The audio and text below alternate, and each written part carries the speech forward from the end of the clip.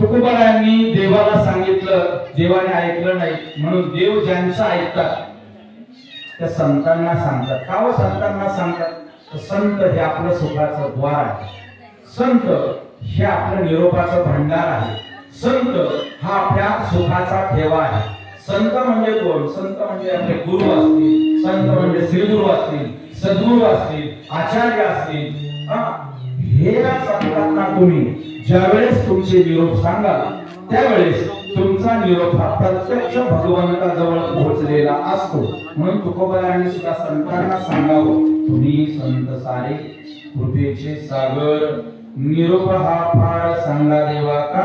तुकोबाराय म्हणतात, अनाथ अज्ञानी कोणी नाही त्याला. मी कसा आहे?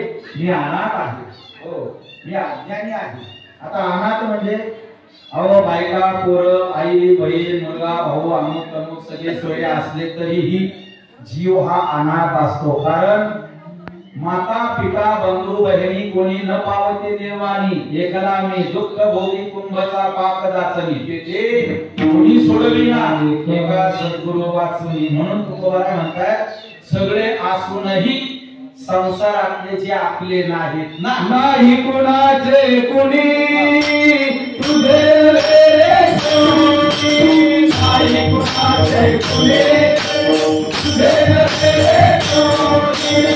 आरती गातील एकला पाना माझ माझ म्हणते, आरती गातील एकला पाना माझ माझ म्हणते, आरती गातील एकला पाना माझ माझ म्हणते, आरती गातील एकला पाना माझ माझ म्हणते.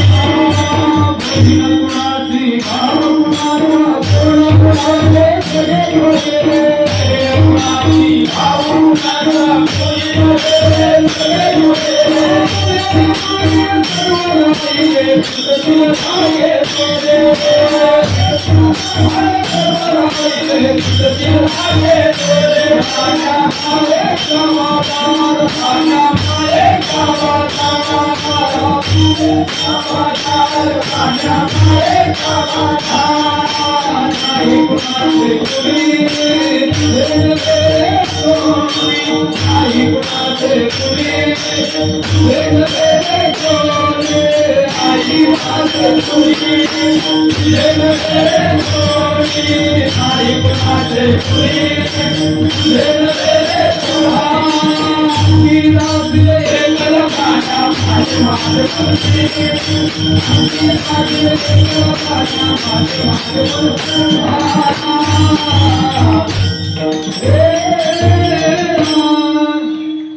अंतिम जाशील प्राण्या माझे माझे म्हणून.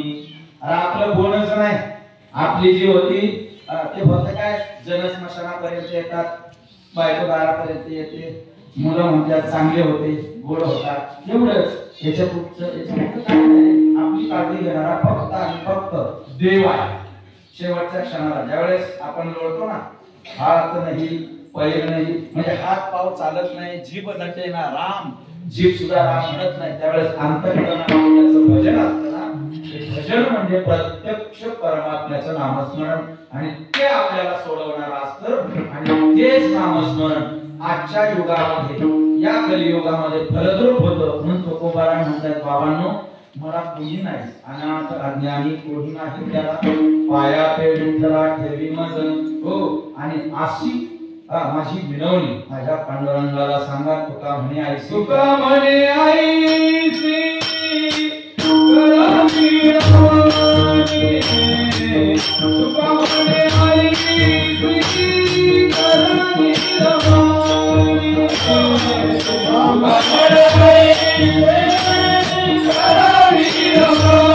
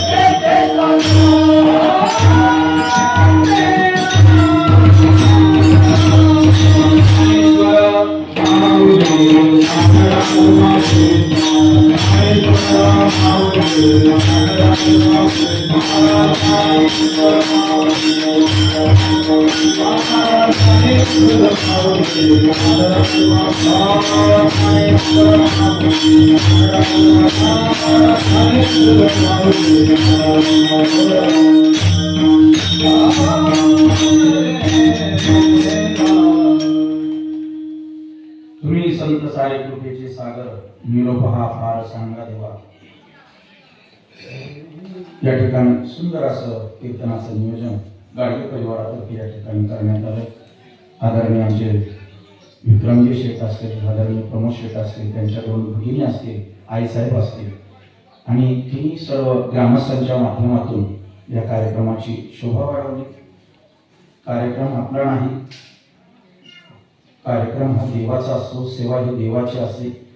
याच कार्यक्रमाच्या माध्यमातून देवाची सेवा या ठिकाणी आपण केलेली आहे, कारण नामस्मरण ही सेवा आहे आणि ही वैकुंठवासी दादासाहेबांच्या स्मरणानिमित्त ही गोड सेवा या ठिकाणी संपन्न झालेली आहे।